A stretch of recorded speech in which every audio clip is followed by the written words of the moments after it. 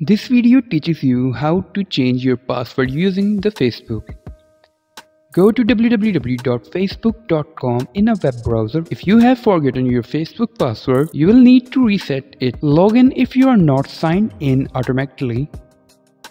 Click Account down arrow sign. It's in the upper right corner of the window. Select Settings and Privacy.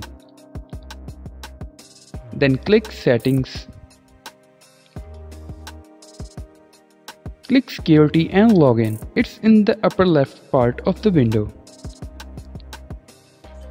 Scroll down and click Change Password.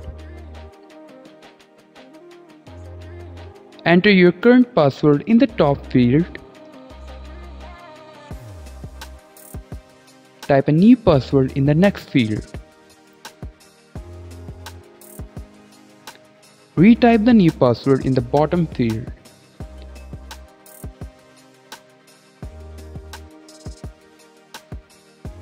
Click Save Changes.